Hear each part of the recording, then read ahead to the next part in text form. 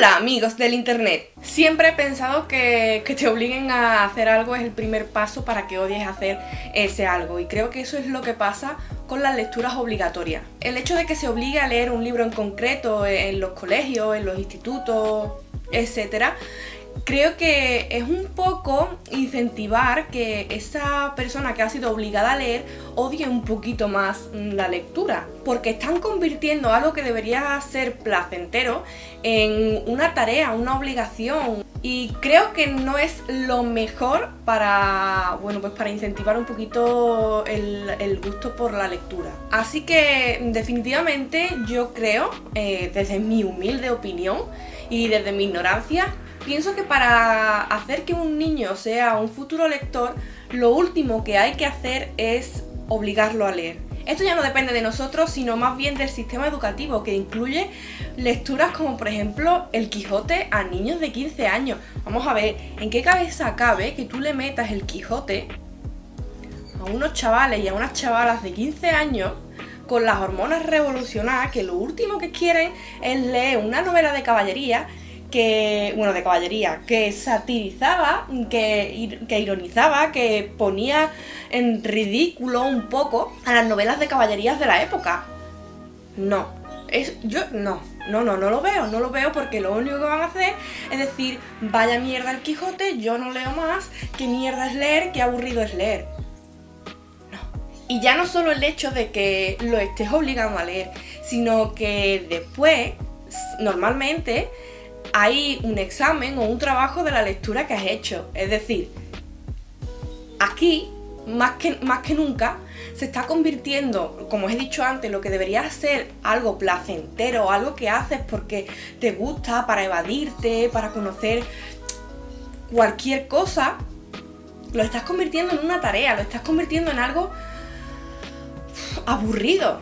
Creo que lo primero que hay que hacer para inculcar la lectura en el tema colegios, lo primero que hay que hacer es pensar en el público al que va dirigido. Tú no puedes, como os he dicho antes, meterle El Quijote o La Regenta a unos niños de 15 años.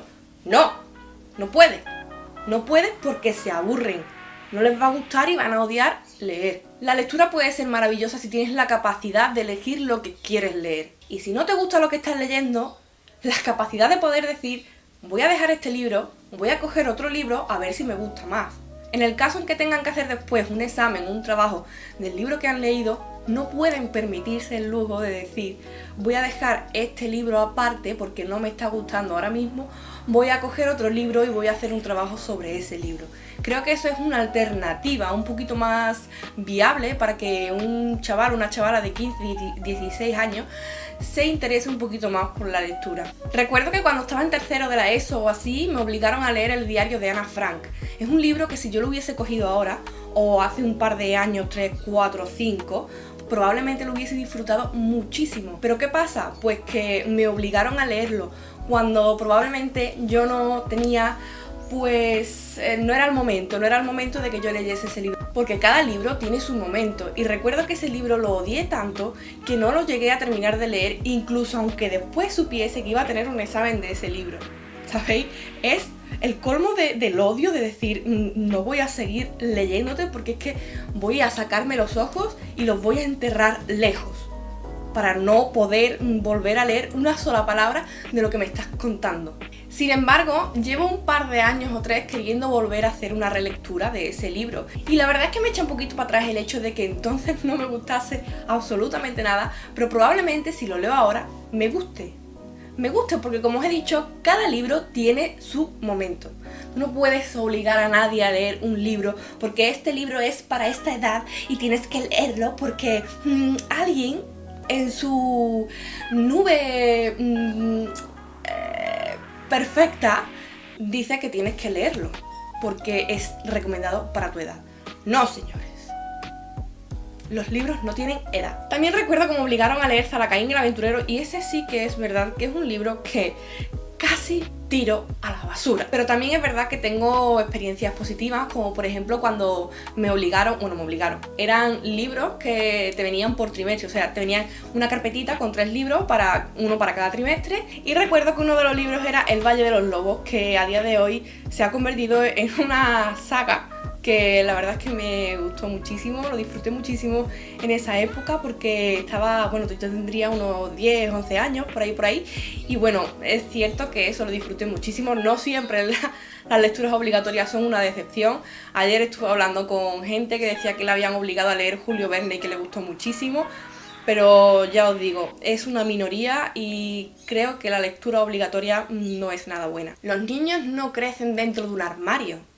Los niños crecen viendo qué es lo que hacen los adultos de su alrededor. Si ese niño ve que los adultos de su alrededor, padre, madre, hermano, tío, abuelo, lo que sea, leen y disfrutan leyendo, ese niño probablemente va a terminar leyendo y disfrutando de la lectura. Esta creo que es una manera muy buena de inculcar la lectura a los niños. Ponte tú a leer y tu niño se pondrá a leer muy probablemente. Que no quiere decir que si tu niño a ti no te ve leer, no vaya a leer. No, porque yo en mi casa nunca he visto a nadie leer y mirad cómo he salido, ¿eh? La oveja negra. ¡Ah! Y esto no me lo estoy inventando, eso de que si tú obligas a un niño a leer probablemente ese niño va a odiar la lectura, esto no me lo estoy inventando, ¿eh? Esto hay estudios, que os voy a decir quién lo hizo, un estudio publicado en la Journal of Research in Education, en el que se demuestran los efectos negativos de las lecturas controladas en los niños. Bueno, más que en los niños, en los jóvenes. Hicieron un experimento en el que se dividía 100 jóvenes en dos grupos, en el que uno tenía un control obligatorio sobre lo que estaban leyendo y el segundo grupo podía registrar esas lecturas de forma voluntaria, es decir, que no había nadie que le estuviese diciendo tienes que leer esto porque después te vamos a hacer un trabajo y vamos a comprobar que lo has leído y vamos a comprobar que el significado que has sacado, que la interpretación que le has dado es la que el sistema educativo cree que es la correcta. Es decir, un grupo que lee y está controlado por alguien que les obliga a leer y otro grupo que, bueno, registra su lectura de forma, como os he dicho, voluntaria. Nadie les obliga a tienes que leer esto porque te voy a hacer un control y me vas a tener que decir tal y tal. No. El primer grupo, el que estaba obligado a leer, tenía que leer 20 minutos cada día y tenían que demostrarlo. Sin embargo, el segundo grupo leía cada vez que les apetecía, es decir, no tenían ningún tipo de control, como os he dicho. ¿Qué pasó? Pues que cuando terminó el experimento, cuando terminó el estudio, el primer grupo que estaba obligado a leer había desarrollado una actitud más negativa hacia la lectura. Sin embargo, el grupo que leía de forma voluntaria desarrolló pues más interés, incluso una actitud muy positiva ante la lectura. Esto explica perfectamente lo que os estaba diciendo antes. Si tú obligas a unos jóvenes, a unos niños, por ejemplo en primaria, a leer los libros que tú crees que son los adecuados para ellos, probablemente ese niño cuando crezca, llegue a secundaria o lo que sea, su interés por la lectura va a ser nulo y evidentemente lo más probable es que termine odiando leer. Sin embargo, si tú dejas que un niño lea cuando quiera, lea lo que quiera y que tenga un control voluntario sobre su lectura, por ejemplo, si hoy no le apetece leer, pues que no lea, y si no le apetece seguir leyendo ese libro, pues que pueda escoger otro libro que probablemente le pueda gustar más.